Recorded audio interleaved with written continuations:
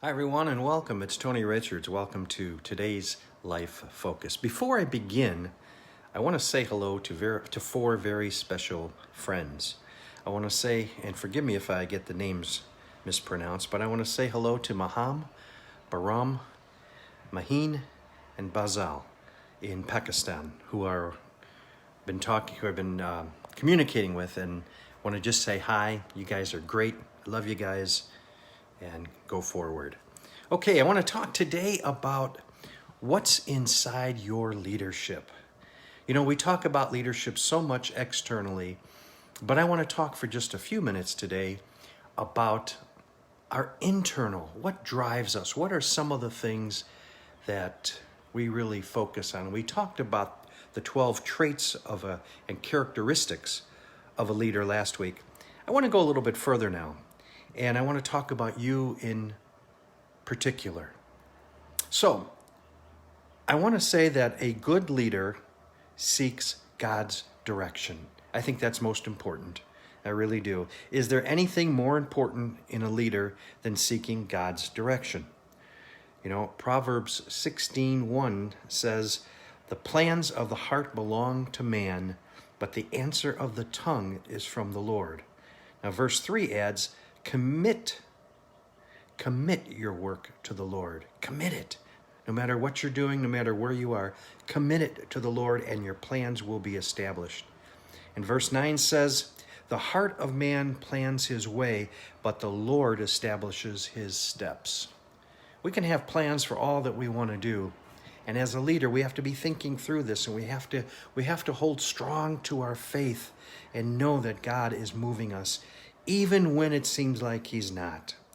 You see, a good leader seeks the Lord, commits his way to the Lord, and the Lord establishes his next steps. I really think that is so true and so important. Another thing I want you to think about internally is a good leader is modest and not arrogant. We have all encountered the know-it-all leader, the submit to me or else type leader, spouse who says, you know what, you're less than me, or treats you that way, the abusive spouse, whether it be in words, in action, no matter what, the aggressive, the arrogant boss, the teacher, whomever it might be. These are the ones that we look at and we don't normally associate as good leadership, and for reasons why. You see, because good leaders are modest and not arrogant. A good leader will say, okay, I need to take a step back. I need to understand, and I want to know your point of view. A good leader is a peacemaker also. Proverbs 16:7 says, "When a man's ways please the Lord, he makes even his enemies be at peace with him." One of the things that I kind of was reminded this weekend is those people who you may not necessarily agree with, and sometimes even not like very much, don't get dragged down to their level. Don't play their game. See, we've lost the ability to empathize with others, and compromise has become a bad word, hasn't it? There's something to be said of sticking to principles, and I believe God's call is for us to be steadfast, for us to be the peacemaker when and where we can. A good leader is fair and just. I believe in goals and working hard to achieve them. I really do. I think goals are so important in life. But the end always justifies the means is simply not true. A good leader is more interested in doing things the right way. So many times leaders get the job done, but you question their ethics, you question their moral character, you question their values. You see, a good leader surrounds themselves with honest, trustworthy counselors and then listens to them. One of the things I think is so important to anyone's success is having people surrounded that you surround yourself with that are ethical and moral and that have your best interest at heart and believe in what you're doing. A good leader is a good learner also. A good leader should always be learning, growing, and improving, and I really believe that. I think if you're not learning and growing, there's a problem. You see, the day you feel there's nothing left to learn is the day that pride and arrogance have taken root. And people have said to me that they have no goals and nothing left to do in life. Well, in my heart, I feel sorry for them because they are really the walking dead. Mark Twain, go back to his saying, a rut is a grave with the ends kicked out. And the unfortunate thing is that many of us climb into that rut at an early age, and we just stay there until they close them up. Well, learn, grow. As a leader, you want to do that because you're helping others as well. A good leader is humble. From politicians and celebrities to CEOs and pastors, many have grabbed headlines as their empires have fallen. In most of these cases, it's pride that has crept in. Pride is such a destructive thing that happens in our life. We have to realize that no one is invincible. I'm not invincible. You're not invincible. None of us are. If you think you are important because of your money and material things, I would challenge you on this.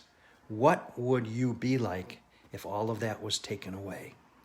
Think about that, please. It's important. I know people that are smart, very intelligent, do good things, but unfortunately, they kind of hold over you that arrogance of money and material things. And I often sit and wonder as I listen to them talk, how would you be if all this was gone? A good leader is sensible and kind. Being smart and sensible makes a good leader more persuasive and more effective. They're more level-headed too. Being kind does not mean you are weak. Being kind means that you have a quality and a character within you that you can reach out to others and you understand where they're coming from and what they're saying. A good leader is slow to anger. Be very careful. Use anger only as a very, very last resort. Because when you get angry, you lose it. And when you lose it, you lose all sense and purpose of your character, your moral fortitude. So be careful. Be very slow to anger as a leader. And a good leader has a vision. And I have to ask you, what's your vision? What is your vision right now? What's inside you as a leader? And I don't care if you're sitting there or standing there or driving or riding or whatever you're doing or flying and saying, Tony, I'm not a leader. Yes, you are. I challenge you. You are. You don't have to be leading people to be a leader. You are a leader to somebody, even if it's only to yourself. So I want to leave you with this question. What is inside you as a leader? What's your moral compass? What's your foundation that you just aren't rocked on? I hope you will think about it. I hope as you think about it, you'll learn from it. And I think as you think about it and you learn from it, you'll grow from it. And when you think and you learn and you grow, you'll go forward. Hey, thanks for listening today. Write me at TonyRichardsSpeaking@gmail.com. My website is TonyRichards.net. You have yourself a great day, a great evening, wherever you are in the world. Be safe. Continue wearing the mask when and where necessary. And remember that a good leader is inside of you. Maham, Baram, Maheen, Bazal, thanks for watching. Love you guys. Love you all. Have a great day, everyone. Great evening wherever you are. Be blessed in all you do. Come on, go forward.